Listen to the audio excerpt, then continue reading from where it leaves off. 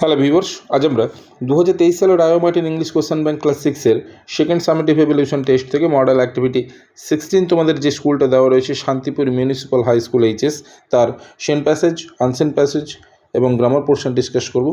So viewers, তোমরা দেখো। First of all তোমাদের এখানে যে টেক্সট প্যাসেজ সিনটা দেওয়া রয়েছে প্রোজ, এটা ল্যান্ড অফ দ্য ফ্যারাউজ থেকে নেওয়া হয়েছে।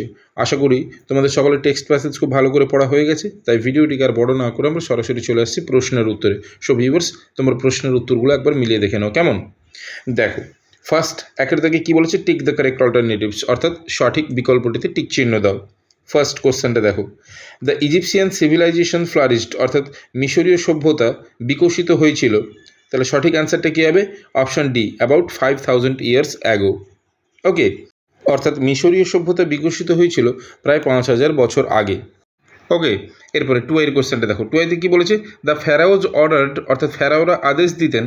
সঠিক অ্যান্সারটা কী হবে? Option A, the building of the great temples and tombs for themselves, অর্থাৎ তাদের জন্য মহান মন্দির কিংবা সমাধিস্থল নির্মাণ করতে। ওকে, এরপর আমরা চলে আসবো এর 3i-তে। দেখো, এর 3i-তে কী বলেছে, ইজিপ্ট ইজ ইন, অর্থাৎ মিশর কোথায় অবস্থিত? Africa, Asia, Europe, Antarctica. সঠিক অ্যান্সার হবে আফ্রিকা।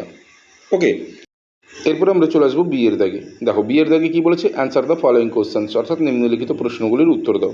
ফার্স্ট কোশ্চেনটা দেখো, হাউ ওয়াজ পেপার মেড, অর্থাৎ পেপার বা কাগজ কীভাবে তৈরি হতো। তাহলে অ্যান্সার কী লিখবো? Paper was made from thinly sliced papyrus stems. Okay, অর্থাৎ কাগজ তৈরি হতো পাতলা করে কাটা প্যাপিরাস গাছের কাণ্ড থেকে। ওকে, এরপরে টুয়ের কোশ্চেনটা দেখো, টুয়েতে কী বলেছে, হোয়াট ওয়াজ হায়ারোগ্লিফস, অর্থাৎ হায়ারোগ্লিফ কী। তাহলে অ্যান্সার কী লিখবো? হায়ারোগ্লিফস ওয়াজ পিকচার রাইটিং অফ ইজিপ্ট, অর্থাৎ মিশরের চিত্রলেখই হলো হায়ারোগ্লিফ। ওকে, এরপরে 3i কোশ্চেনটা দেখো, 3i-তে কী বলেছে, who were the god kings. তাহলে অ্যান্সার কী লিখবো? All pharaohs were god Kings.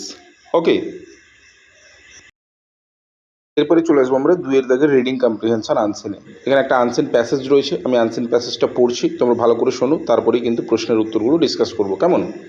দেখো, every year we observe teachers day on 5th September, অর্থাৎ প্রতি বছর 5ই সেপ্টেম্বর আমরা শিক্ষক দিবস হিসেবে পালন করি। এরপরে দেখো, it is the birthday of doctor Sarvepalli Radhakrishnan, অর্থাৎ এটি ডক্টর সর্বপল্লী রাধাকৃষ্ণনের জন্মদিন। He was a great and ideal teacher, তিনি ছিলেন একজন মহান এবং আদর্শ শিক্ষক। He was also the president of India, এছাড়া তিনি ভারতের রাষ্ট্রপতিও ছিলেন। Jawaharlal Nehru loved him very much, Jawaharlal Nehru তাকে খুব ভালোবাসতেন। হি ডাইড অন 16 এপ্রিল 1975, অর্থাৎ 1975 সালের 16ই এপ্রিল তিনি মৃত্যুবরণ করেন। ওকে, সো ভিউয়ার্স, এই ছিল তোমাদের আনসেন প্যাসেজ। এবার এখান থেকে যে প্রশ্নগুলো দিয়েছি চলো ডিসকাস করে নেওয়া যাক। দেখো, প্রথমে এর দাগে কী দিয়েছে, write T for true and F for false statements in the given boxes, অর্থাৎ যদি বিবৃতিটা ঠিক হয় তাহলে বক্সের মধ্যে টি লিখব, যদি ভুল হয় তাহলে এফ লিখব। ওকে, তাহলে ফার্স্ট কোশ্চেনটা দেখো কী বলেছে, doctor Radhakrishnan was the president of Pakistan, অর্থাৎ ডক্টর রাধাকৃষ্ণন ছিলেন পাকিস্তানের রাষ্ট্রপতি। নিশ্চয়ই না, তাহলে এটা ফলস হবে। এরপরে 2i-তে দেখো কী বলেছে, the ideal teacher died in the month of May, অর্থাৎ এই আদর্শ শিক্ষক মহাশয় মারা গিয়েছিলেন মে মাসে। নিশ্চয়ই না, এপ্রিল মাসে 16 তারিখে মারা গিয়েছিলেন, তাহলে এই স্টেটমেন্টটাও ফলস হবে। ওকে, এরপরে চলে আসবো আমরা বিয়ের দাগে। দেখো, বিয়ের দাগে কী বলেছে, complete the following sentences with information from the passage, অর্থাৎ উপরের অনুচ্ছেদ থেকে সঠিক তথ্য নিয়ে নিচের বাক্যগুলিকে পূরণ করো। ফার্স্ট কোশ্চেনটা দেখো, we observe the teachers day on, অর্থাৎ আমরা টিচার্স ডেটা পালন করি 5th সেপ্টেম্বর।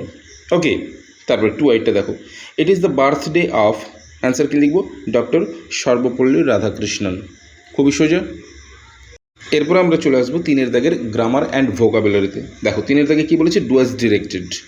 ফার্স্ট কোশ্চেনটা দেখো, Bimal dash his homework, fill in the blanks with is or does. তাহলে হবে কি, Bimal does his homework.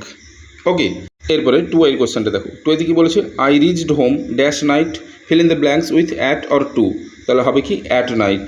Okay, এরপরে 3i-তে দেখো কী বলেছে, পোর, তার অপোজিট ওয়ার্ডে লিখতে বলেছে, তাহলে পোর থেকে হবে কি, রিচ।